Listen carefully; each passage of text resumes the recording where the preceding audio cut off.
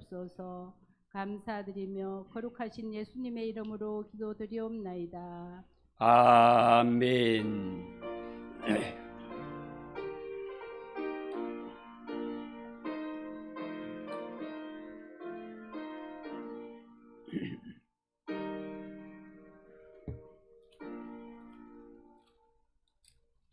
하나님 말씀 스가랴 12장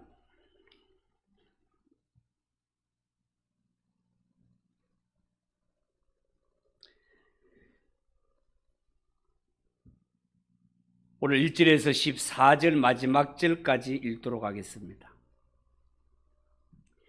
1절에서 14절 마지막 절까지 한 절씩 교독합니다. 이스라엘에 관한 여호와의 경고의 말씀이라. 여호와 곧 하늘을 펴시며 땅에 틀을 세우시며 사람 안에 심령을 지으시니가 이르시되,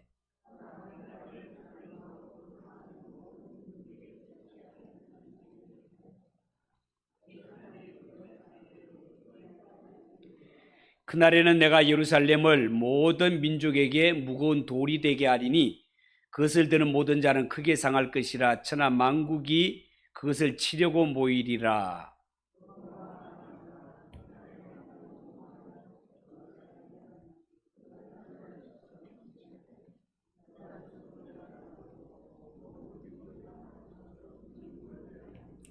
유다의 우두머리들이 마음속에 이르기를 예루살렘 주민이 그들의 하나님 만군의 여호와로 말미암아 힘을 얻었다 할지라.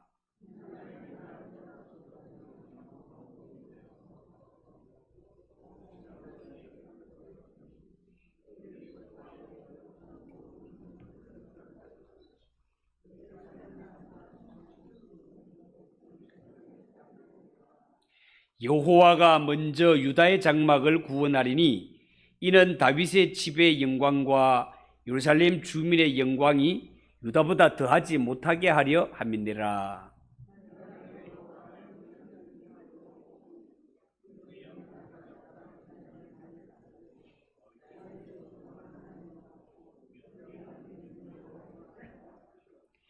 예루살렘을 치러 오는 이방 나라들을 그날에 내가 멸하기를 힘쓰리라.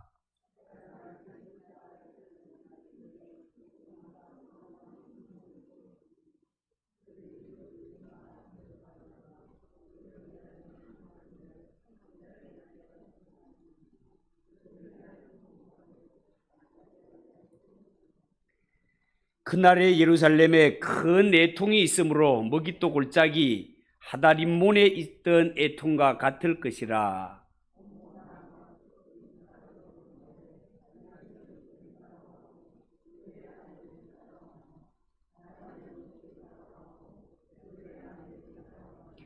레위의 족속이 따로하고 그들의 아내들이 따로하며 시므의 족속이 따로하고 그들의 아내들이 따로하며.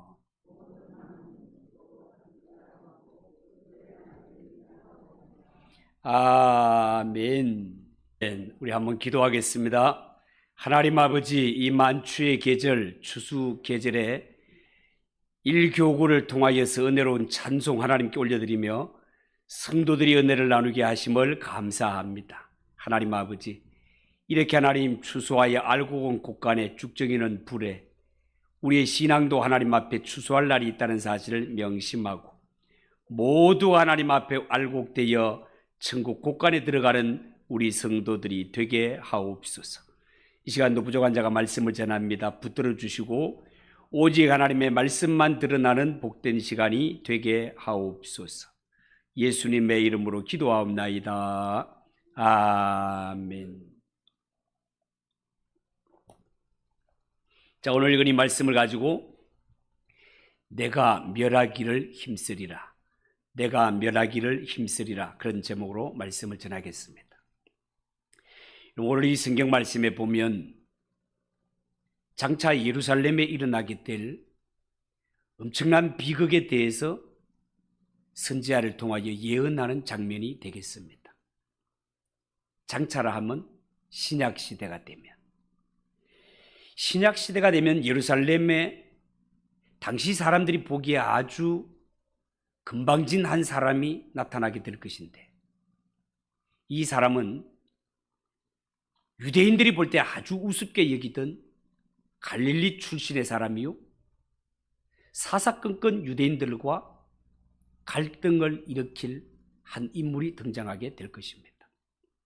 실제로 신약에 대해서 이분은요, 성전에서 장사하는 자들의 상도 막 뒤엎어버리셨고 안식일 규정도 함부로 어기더니 심지어 자신을 가리켜 하나님의 아들이라고, 하나님의 아들이라는 말은 자신이 진짜 하나님이라는 뜻인데 유대인들이 볼 때 이러한 참남한 말도 서슴없이 해버리는 그런 자가 등장한다는 것.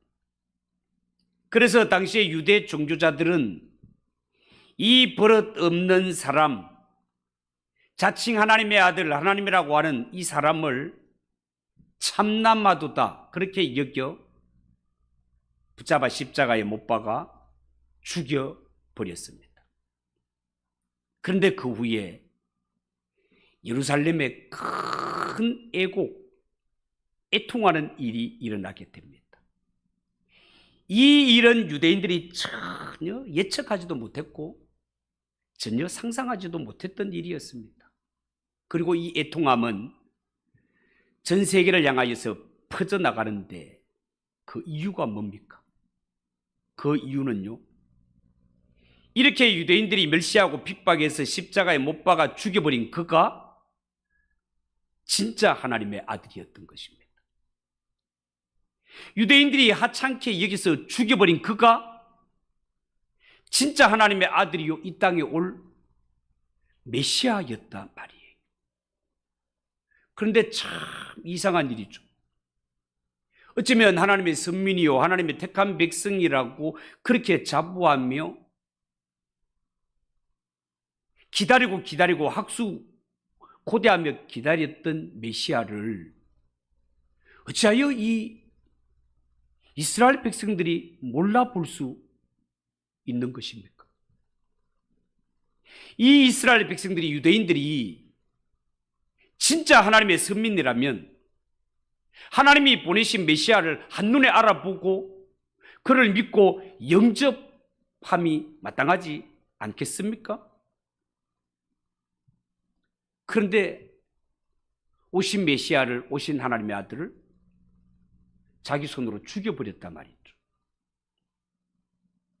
여러분, 만약에 미국 대통령의 아들이 우리나라를 방문했다가 깡패들에게 맞아 죽었다면 어떻게 되겠습니까? 우리나라 전체가 책임을 져야 되지 않겠습니까? 혹시라도 여기에 정치적인 세력이 개입되어 있을 때는 미국이라는 나라가 절대로 가만히 있지 않겠죠. 그런데 성경의 예루살렘 사람들은 하나님의 아들이 메시아를 죽여놓고도 그 죽음을 가볍게 여겼습니다. 그렇다면 이 메시아 하나님의 아들을 보내신 하나님은 이 사건을 어떻게 처리할 것인가?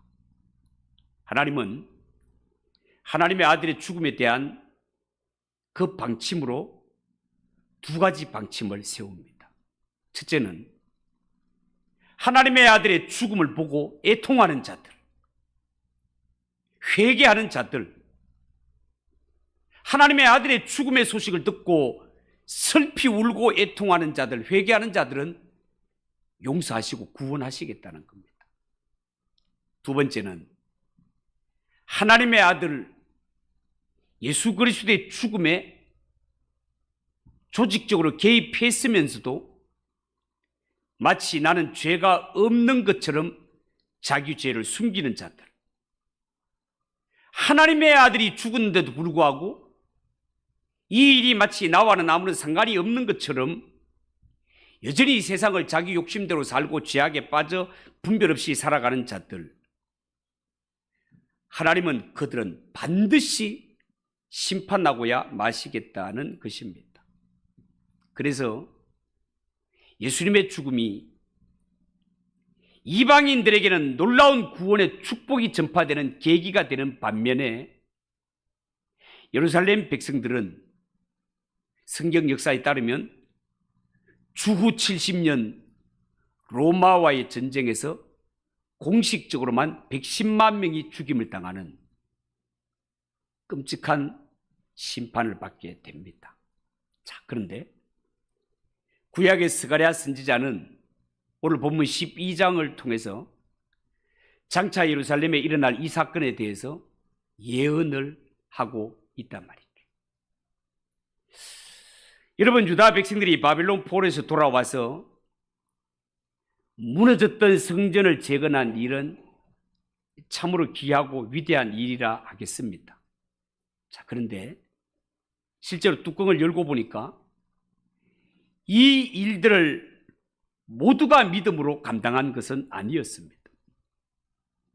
놀랍게도 그들은 하나님의 아들 메시아가 왔을 때 그를 알아보지 못하고 자기 손으로 핍박했고 자기 손으로 죽여버렸단 말이죠.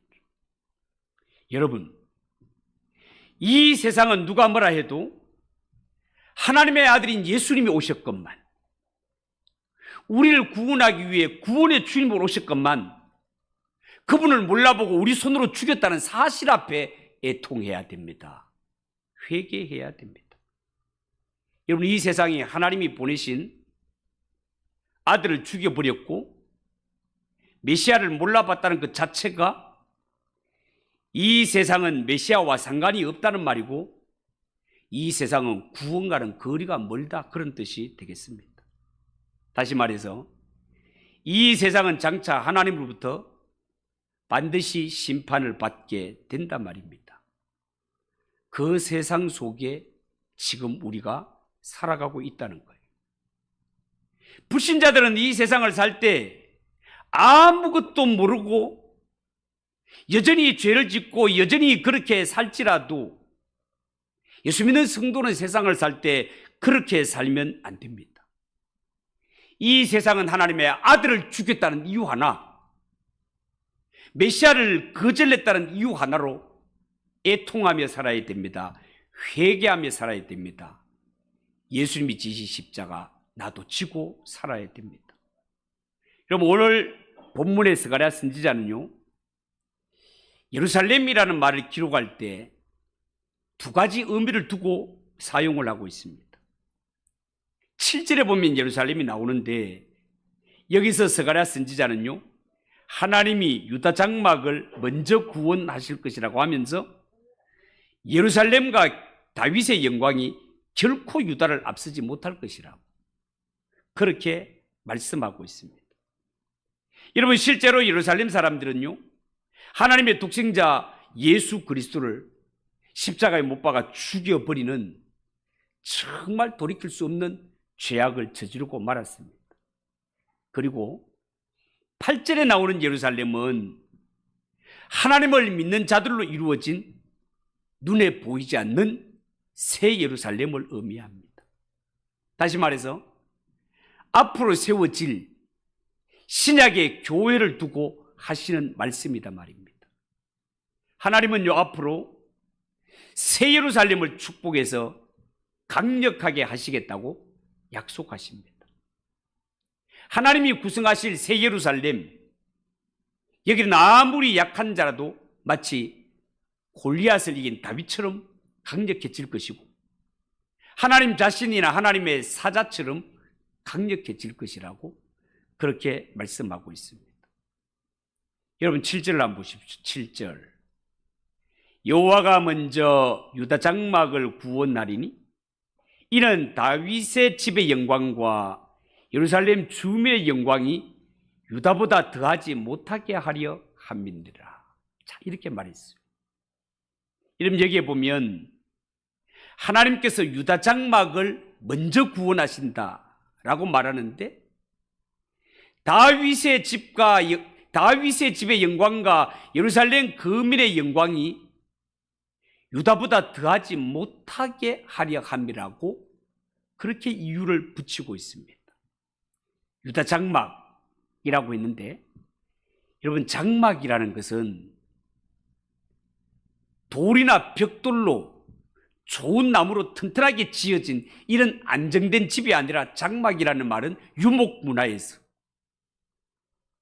텐트처럼 폈다가 접었다가 폈다가 접었다가 하는 이런 유목민이나 피난민들이 사용하는 임시 거처가 장막입니다.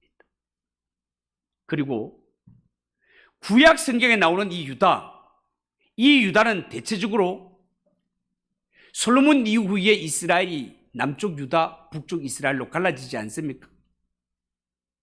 구약 성경에 나오는 유다는 대체적으로 분열 왕국 이후에 남쪽 유다 왕국을 가리키는 말이 되겠습니다. 그리고 신약 성경에 나오는 유대인들, 이 유대인들은요, 자기의가 강했던 그 당시 이스라엘 사람들을 가리키는 말이 되겠습니다. 그런데 여기서 말하는 유다 장막, 이 유다 장막은 당시의 상황으로 볼 때 예루살렘 성 밖에 살아가는 사람들로 보면 되겠습니다. 다시 말해서 다윗의 집으로 볼 때 집 바깥에 있는, 약속 밖에 있는 이런 자들로 보면 되겠습니다. 여러분, 옛날에는요, 성이 있을 때 성 안에 사는 사람과 성 바깥에 사는 사람에게는 큰 차이가 있었습니다. 가령 예를 들어서 성 안에는요, 당시에 귀족들과 부자들이 주로 살았습니다. 그렇지만 이 성 밖에 있는 자들, 이 성 밖에 있는 사람들은 당시에 불안정한 생활을 하고 있는 사람들, 당시에 핵심 그룹에 속하지 못하고 소외된 계층에 있는 사람들, 그들이 성 밖에 있는 사람들입니다.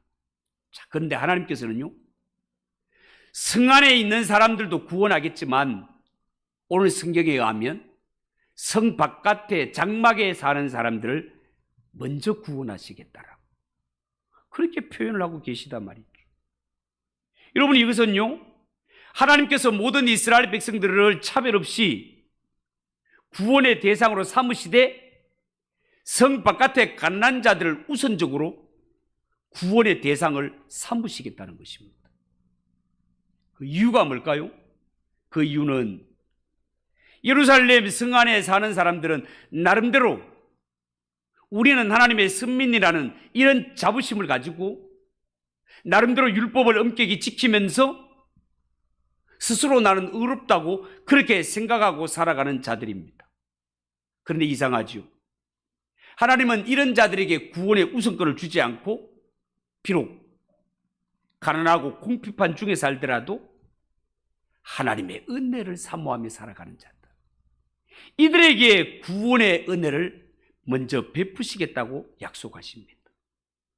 이것 하나만 보더라도 성경에서 말하는 구원, 하나님이 준비하신 구원은 그 사람의 생활의 수준에 의해서 받는 것이 아니라, 네가 돈이 많고 부자고 많이 배워서 이런 것으로 구원받는 것이 아니라, 구원은 오직 하나님의 은혜로, 하나님이 주신 선물로 받을 수 있음을 이미 성경은 환하게 보여주고 있단 말이에요. 여러분, 유다 장막에 거하는 자들은요, 당시에 가난하고 무지해서 성 안에 사는 사람들을 보다가 율법을 잘 지키지 못했습니다. 옛날이나 지금이나 사람이 가난하고 형편이 어려우면요, 아무래도 신앙생활을 할 때 세련되게 폼나게 믿기가 어렵습니다. 그렇지만 내 아무리 이 세상에 살아갈 때 생활이 궁핍하고 힘들게 산다 하더라도 하나님의 말씀에 약속이 분명하며 어떻게 해서든지 하나님의 말씀을 지키고자 죄와 타협하지 않고 믿음대로 살고 믿음대로 사는 자, 하나님은 그를 사랑하시고 그를 구원하시겠다라고 그렇게 말씀하고 계시다 그 말이에요. 여러분, 왜 예수님이 예루살렘에 성 안에 있는 사람들, 똑똑한 사람, 요즘으로 말하면 엘리트층에 속한 사람들, 왜 이런 자들에게 복음을 전하지 않으시고, 신약에도 보면 예수님이 갈릴리 사람들을 중심으로 복음을 전했단 말이죠. 왜 예루살렘의 귀족들이나 잘나가는 이러한 사람을 멀리하고 이렇게 가난하고 소외된 계층에 복음을 전했을까요? 예루살렘 성 안에 살고 있는 사람들은 마음이 교만했기 때문에 그렇습니다. 성 안에 살고 있는 사람들, 지나치게 자기 중심적이었습니다. 자기 의에 도취되어 있었습니다. 내가 구원받는 것은 당연하다고 생각했습니다. 세상에 하나님이 나 같은 자를 구원하지 않으면 누구를 구원하겠노? 이런 마음으로 살았다 그 말입니다. 분명히 말씀드리지만 구원은 100% 200% 하나님의 은혜요, 하나님의 선물입니다. 그 누구도 하나님 앞에 나는 구원받아도 나는 구원받아 마땅해라고 할 자는 하나님 앞에 아무도 없다 그 말입니다. 하나님은요, 누구든지 하나님의 은혜를 사모하고 하나님의 말씀대로 살기를 기뻐하는 자, 그 자를 구원하시는 하나님이시다 말입니다. 탕자의 비유는 이 사실을 잘 보여주는데요. 여러분, 탕자 비유에 보면 두 아들이 나옵니다. 큰 아들은요, 아버지 곁에서 성실하게 살았음에 비해서 작은 아들은 새벽기도에도 말씀을 드렸지만 어차피 돌아올 유산 먼저 주세요라고 말도 안 되는 일을 저질러 버리고 그렇게 해서 돈을 받아가지고 아버지 품을 떠나 외국에 가서 허랑방탕하게 다 써버렸습니다. 나중에 이 아들이 회개하고 돌아왔을 때 아버지는 크게 환영하고 새 옷도 입혀주고 반주도 끼워주고 송아지까지 잡아가면서 큰 잔치를 베풀어 줍니다. 그런데 이를 큰아들은 기뻐한다 안 기뻐한다? 기뻐하지 않아요. 저거뭐 나가서 다 탕진하고 돌아오는데 아버지 저거 위해서는 뭐 완전히 그냥 잔치를 베풀어 주고 맨날 아버지 집에서 일하고 충성하는 나에게를 위해서 염소 새끼도 한 마리 안 잡아주고 뭡니까? 기뻐하지 않습니다. 왜 이 큰아들은 둘째 아들이 돌아왔는데도 기뻐하지 않을까요? 구원의 소중함을 알지 못하기 때문에 그렇습니다. 그럼 탕자 비유에 큰아들이 특별히 나쁜 죄를 지었던 것이 아닙니다, 여러분. 그렇지만 이 큰아들은 자신의 아버지가 얼마나 넓은 마음을 가지고 있는 얼마나 좋은 아버지인가를 알지 못했습니다. 자신이 지금 아버지 집에 거하고 있다는 사실이 얼마나 큰 축복인지를 알지 못했습니다. 여러분, 말씀합니다. 하나님의 사람은요, 하나님의 집에 하나님의 품 안에 있을 때가 가장 복된 줄 믿으시기 바랍니다. 예수를 믿을 때 아버지 집에 모든 것이 있다는 사실을 명심하고 이 아버지의 말씀을 따라 순종하며 살아가는 기뻐하는 그런 성도가 되시기를 축복합니다. 신약의 메시아로 오신 예수님은요, 복음 사역을 감당함에 있어서도 혼자 능히 할 수 있었지만 혼자 하지 않으시고 제자들을 부르셨습니다. 그런데 예수님의 제자 12명을 한번 보세요. 이 12명 가운데 가룟 유다를 제외하고는 전부가 갈릴리 사람으로 제자들을 채우셨습니다. 관심을 갖고 보면 똑똑하고 유능하지만 자기의가 너무 강해서 자기 뜻을 바꾸려 하지 않는 자들, 자기의가 너무 충만해가지고 하나님의 은혜가 파고 들어갈 틈이 없을 만큼 자기의로 똘똘 뭉쳐진 사람들, 이런 사람들은 예수님의 제자가 될 수 없습니다.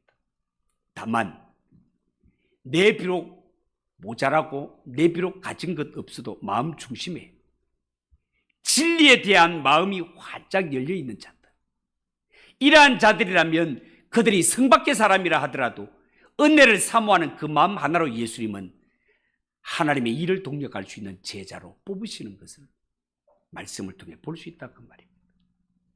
여러분, 우리는 하나님이 이 세상 사람을 볼 때 외모를 보고 뽑지 않으시고 중심을 보신다는 것이 우리에게는 얼마나 다행이고 얼마나 큰 축복인지 모릅니다. 만약에 하나님이 외모를 보아서 하나님의 자녀를 뽑았다면 우리 중에 안 될 사람들이 태반일 것입니다. 물질을 보고 뽑는다면 안 될 사람이 태반일 것입니다. 하나님은 하나님의 자녀를 뽑으실 때 하나님의 은혜로 하나님의 선물로 우리를 뽑으셨다는 것입니다. 이것이 얼마나 큰 은혜고 얼마나 큰 축복인지 모른다 그 말이에요. 여러분, 사람이 보기에는 이 세상에 목회자와 사형수가 엄청난 차이가 있는 것 같고, 귀부인과 창녀가 마치 천사와 악마만큼이나 다른 존재인 것처럼 그렇게 보이지만, 그러나 하나님이 보실 때는 그들 사이에 별 차이가 없다고 하십니다. 목회자든 사형수든 귀부인이든 창녀든 지금 전심으로 하나님을 사랑하고 하나님의 말씀을 사랑하는 사람, 그가 먼저 천국의 축복을 받을 것이며, 복음에 목숨을 걸고 붙드는 자가 하나님의 은혜로 쓰임을 받게 된다는 것입니다. 사랑하는 성도 여러분, 왜 성경의 예루살렘 사람들은 그토록 기다렸던 메시아 하나님의 아들을 보내주었건만 어찌하여 그들은 하나님의 아들을 몰라보고 자기 손으로 십자가에 못 박아 죽여버린 것일까요? 그들에게 참된 믿음이 없었기 때문에 그렇습니다. 그들이 하나님의 말씀을 하나님의 말씀으로, 주의 약속을 주의 약속으로 바로 믿었다면 하나님이 보내신 자를 알아보았을 것입니다. 그렇지만 그들은 하나님의 말씀, 하나님의 약속을 믿은 것이 아니라 자기들의 의의를 믿었습니다. 자기 열심과 자기 공로를 믿었기 때문에 겉으로는 하나님의 백성처럼 행했지만 실제로는 하나님이 보내신 메시아를 내 발로 차버리고 죽여버리는 이런 죄를 저질러버리고 말았던 것입니다. 여러분, 성경에 위대했던 사도 바울도 부활하신 예수 그리스도 앞에 꼬꾸라지기 전까지는 하나님을 대적하던 자였습니다. 머리로는 하나님을 알고 종교생활도 열심히 했지만 사실 그는 하나님을 사랑한 것이 아니라 자기 자신을 사랑했던 자였습니다. 여러분, 사람은 누구라도 사도 바울과 같은 이러한 부활의 주님을 체험하지 않으면 그 누구라도 자기 의에 도취되어 살아갈 수 있습니다. 예수를 믿어도 나를 위하여, 교회 봉사를 해도 나를 위하여, 모든 것이 내 중심이 되기가 쉽습니다. 그러나 분명히 말씀드리지만 하나님이 요구하는 구원받을 믿음은 이런 믿음이 아닙니다. 하나님이 요구하는 진짜 믿음은 따로 있습니다. 하나님이 요구하는 진짜 믿음이 뭡니까? 누군가 나를 도와주지 않으면 나는 도저히 구원받을 수 없는 죄인이라는 사실을 아는 것입니다. 그런데 이런 지경에 빠져 있는 나를 불쌍히 여기시고 나의 죄를 대속하여 누군가 하늘에서 왔다는 것입니다.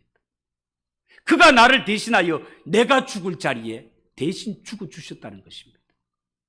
그분이 바로 하나님의 아들이신 주 예수 그리스도이십니다. 이 예수님을 내 마음속에 구주로 영접하는 자, 그는 누구든지 예수 이름 부르고 예수님 영접하면 구원의 길을 얻도록 하나님이 구원의 문을 활짝 열어놓으셨다는 것입니다. 날 대신하여 죽으신 그 예수님을 믿는 믿음이 하나님이 요구하는 참 믿음이다 말입니다. 여러분의 가슴 속에 이 믿음이 있습니까? 이 믿음은 있어도 좋고 없어도 좋은 것이 아니라 꼭 있어야 됩니다. 이 믿음이 아닌 다른 믿음, 자기 의에 도취된 믿음, 다른 것으로 구원 얻으려는 모든 인간적인 시도, 이런 것들은 성경에서 말하는 구원과는 전혀 무관한 것들입니다. 이런 것들로는 절대로 구원받을 수도 없고 천국문 통과할 수도 없습니다. 반드시 하나님이 보내주신 예수, 나의 죄를 구속하기 위하여 십자가 위에 못 박혀 죽으신 예수, 나의 죄를 완전히 사하시기 위해 죽음의 권세를 이기시고 다시 살아 승천하신 예수, 내 앞에 천국의 길을 활짝 열어주신 예수, 그 예수 그리스도를 나의 주님으로 믿는 믿음만이 우리가 마지막 날 천국의 문을 통과할 수 있는 믿음이라는 사실을 여러분 꼭 기억하고 이 믿음을 가지시는 성도들이 되시기 바랍니다. 이 믿음을 가진 자라면 성 안에 있는 사람도 구원받을 수 있고 성 바깥에 있는 사람도 구원받을 수 있고 이방인이라도 구원받을 수 있습니다. 어떤 믿음? 하나님이 보내신 자 주 예수 그리스도를 나의 구주로 믿는 것. 자기 의가 아니라 예수 그리스도로 말미암는 공로, 이것을 믿는 자만이 구원을 얻을 수 있다는 사실을 여러분 명심하시고 이 믿음을 준비하는 성도들 꼭 되시기를 예수님의 이름으로 축복합니다. 기도하겠습니다. 하나님 아버지, 은혜를 감사합니다.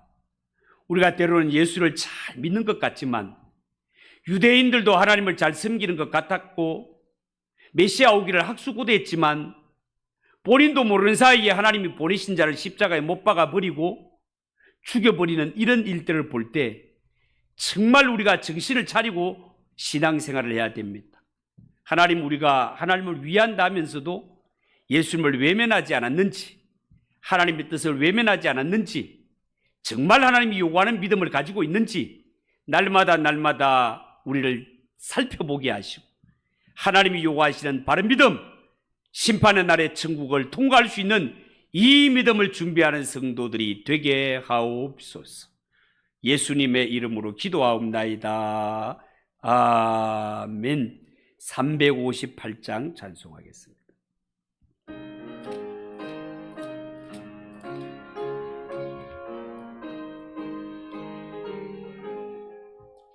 주의 진리 위에 십자가 하늘 높이 들고서 주의 군사 되어 용맹스럽게 찬송하며 나가세 주 예수만을 위하여 목숨까지도 바치고 싸움터로 나가세 원수들